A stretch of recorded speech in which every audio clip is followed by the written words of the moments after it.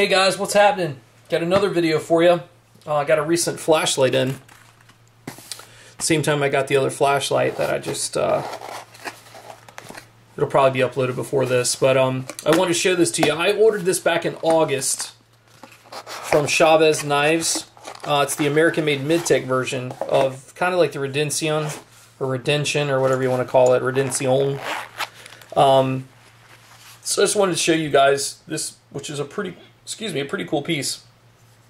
It is mid-tech, so it's not a sculpted clip or anything like that. It's kind of just machined in, but still it gives the same look as the Redencion does, but just not hand carved, and it's not 3D. See, it's pretty flat there, but still a decent clip.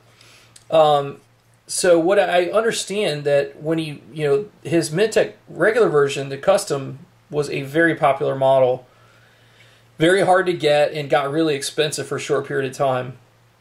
I will tell you guys, I've already taken this out. I've already taken it apart, because when I got it out of the package, it was so stiff that I could hardly open it. It was really difficult to open. Now it is incredibly smooth.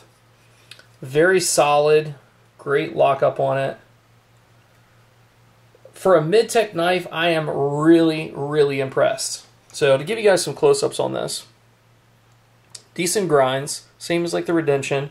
It's got the Chaves American Made. Sorry about the, I'm in a different part of my room, so that's why I'm getting this heavy shadow here. It's right above me. And that's the shadow from the camera itself. So that's what your Chaves American Made looks like. Thick thumb studs, really thick titanium, heavy, feels good, great jimping on it. Cool clip, nice lockup. I'll show you. So it's pretty smooth, flies out like crazy. It was not like this when I first, sorry I didn't clear the detent ball. Was not like this when I first took it out of the box. I was like, this sucks. But as far as size go, it's perfect for me. I like a bigger knife that I can fit all the way in my hand, and this is just about it. I want to say it's probably a 3 1/4 blade, maybe 3 1/2. So it's not a huge blade. Blade to handle ratio looks a little weird. So let's pull out some, if I can find all my crap, because I moved it all. And I don't know what, there they are. Let's do some measurements on this guy. So we've got a 3 1/2 inch blade, 4 inches to the pivot, if you guys can see that. So it's 3 1/2, just about 3 1/2 to the where the titanium is. The cutting edge is probably 3, yeah, because it's coming to about right there. Overall length is right at 8 inches. So you've got a 4 1/2 inch, a little over 4 1/2 inch frame with about a a little over 3 inch, 3 1/2 inch blade.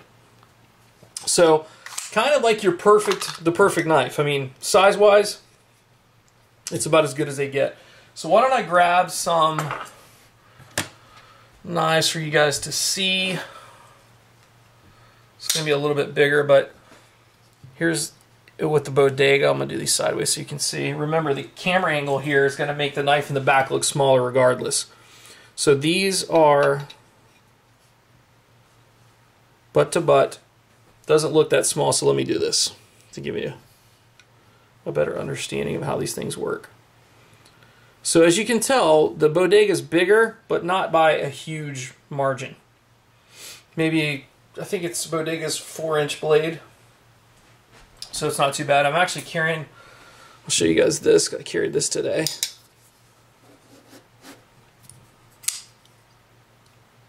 It's the blunt arrestor, which has the same, pretty much the same specs. Looks smaller that way.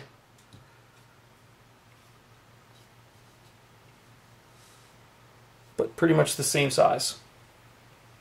Even the handles are pretty close. The difference in this one is this one feels smaller because the frame cuts off a little bit. So when you're holding in your hand wants to slide on that piece. Whereas you're holding this one, that piece is all the way there. If this were cut off, it'd feel the same way. So this, as everybody knows, this knife's awesome. But you know, all in all, not a bad knife. I mean, this thing's like 450 bucks. You can't beat for 450 bucks. This is a great knife. I mean, I'm talking very solid lockup.